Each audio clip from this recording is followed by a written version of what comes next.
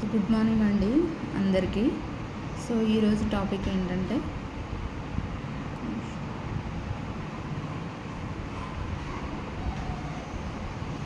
ఈరోజు మనం నేర్చుకునే టాపిక్ ఏంటంటే transtheoretical behavioural change model.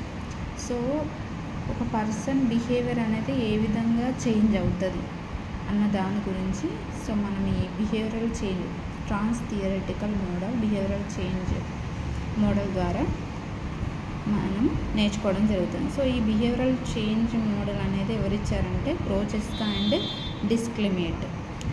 So దీనిలో స్టేజెస్ ఉన్నాయి. అంటే ఒక పర్సన్ యొక్క బిహేవియర్ అనేది ఏ విధంగా చేంజ్ అవుతుంది, ఏ విధంగా మనం చేంజ్ చేయగలుగుతాం.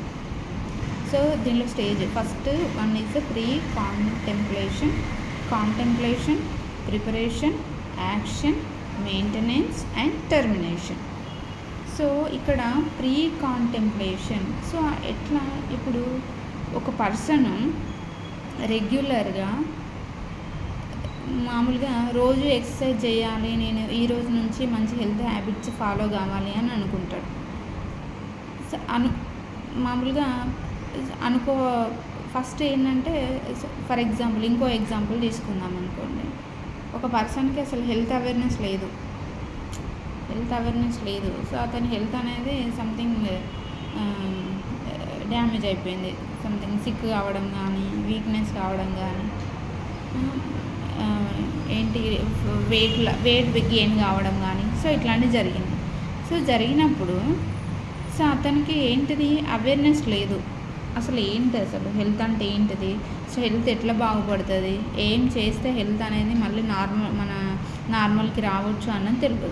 సో ఈ స్టేజ్ని మనము ప్రీ కాంటెంప్లేషన్ అంటే ప్రీ కాంటెంప్లేషన్లో ఆ పర్సన్కి అసలు అవేర్నెస్ ఉండదన్నమాట ఆ పర్టికులర్ టాపిక్ పైన. హెల్త్ అనేది అంటే రోజు మార్నింగ్ లేవాలి, ఎక్సర్సైజ్ చేయాలి, మంచి డైట్, ఆరోగ్యకరమైన ఫుడ్ తీసుకోవాలి, టైంకి పడుకోవాలి, తినాలి అన్నది తెలియదు అన్నమాట.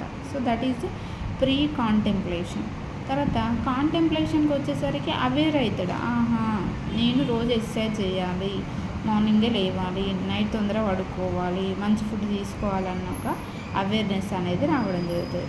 సో ఇక్కడ ప్రిపరేషన్కి వచ్చేసరికి సో అతను ప్రిపేర్ అవుతాడు అన్నమాట.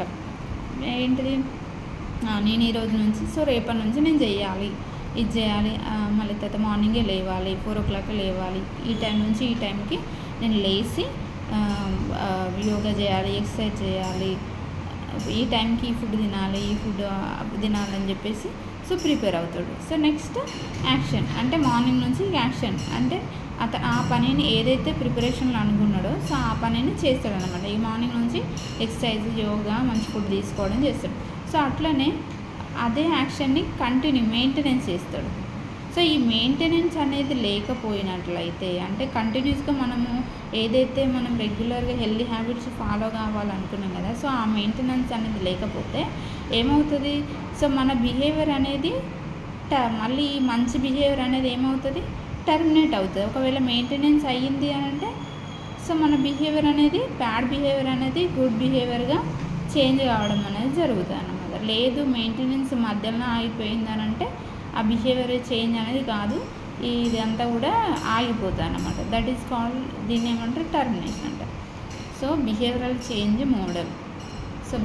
చేంజ్ మోడల్ అనేది ఎవరిచ్చారు అని అంటే ప్రోచెస్కా అండ్ డిస్క్లెమేట్.